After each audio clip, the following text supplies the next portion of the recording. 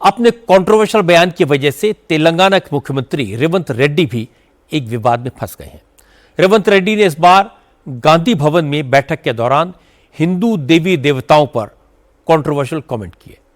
दरअसल गांधी भवन में तेलंगाना प्रदेश कांग्रेस कमेटी की मीटिंग हो रही थी। रेवंत रेड्डी कांग्रेस पार्टी की खासियत बता रहे थे। इसी दौरान उन्होंने कहा कि जिस तरह हिंदू धर्म के लोग अलग अलग देवताओं की पूजा करते हैं, उसी तरह कांग्रेस भी अलग अलग मानसिकता वाले लोगों को अपने साथ जोड़ती है।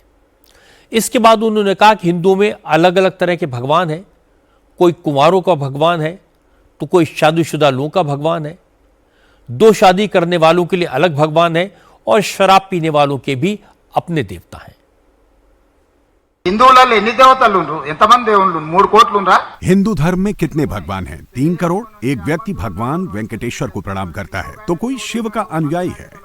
जो कुंवारे हैं उनके लिए भगवान हनुमान हैं। जो 2 बार शादी करते हैं उनके भगवान अलग हैं। जो शराब पीते हैं उनके लिए एक और भगवान है, येलम्मा, पूचम्मा, मैसम्मा। मुर्गा खाने वाले लोगों के लिए अलग भगवान है। दाल चावल खाने वालों के लिए एक और भगवान है।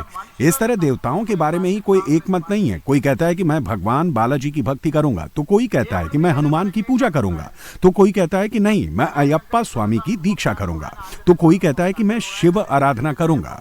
ये सब हम देख रहे हैं ना। रेवंत रेड्डी के इस बयान ने बीजेपी को अच्छा खासा मौका दे दिया।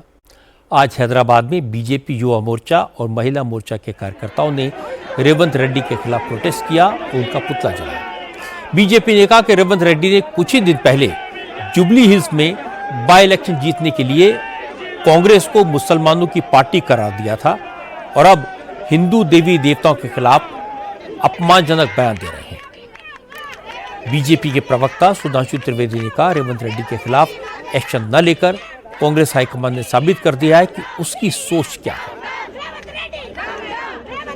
तेलंगाना के मुख्यमंत्री श्री रेवंत रेड्डी ने जिस प्रकार से हिंदू देवी देवताओं के बारे में अपमानजनक, अवांछनीय कमेंट किए हैं, उसे किसी भी कीमत पर बर्दाश्त नहीं किया जा सकता।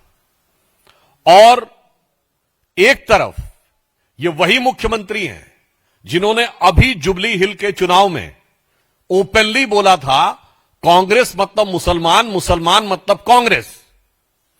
आपको पूरा तहे दिल से मुस्लिम समाज के साथ जाइए, कोई समस्या नहीं है। आप हम सफर, हम प्याला, हम निवाला, हम राज हो जाइए, हमें कोई समस्या नहीं है। मगर हिंदू धर्म के देवी देवताओं को गाली देंगे तो यह बर्दाश्त करने योग्य नहीं है। दक्षिण से उत्तर में आ जाइए तो हिमाचल के मुख्यमंत्री सुक्खू साहब का एक वीडियो वायरल हो रहा है जिसमें बच्चे उनसे राधे राधे कह रहे हैं। तो कह रहे हैं राधे राधे कहने की क्या आवश्यकता है।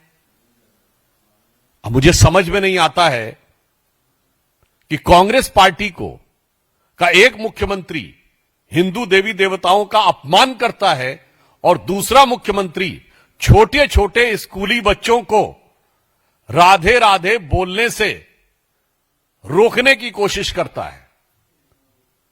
इसलिए हम राहुल गांधी जी से यह पूछना चाहते हैं कि आपका एक एलआई यानी गठबंधन सहयोगी डीएमके बाकायदा एक स्ट्रक्चर्ड कॉन्फ्रेंस करता है इरेडिकेशन ऑफ सनातन धर्म।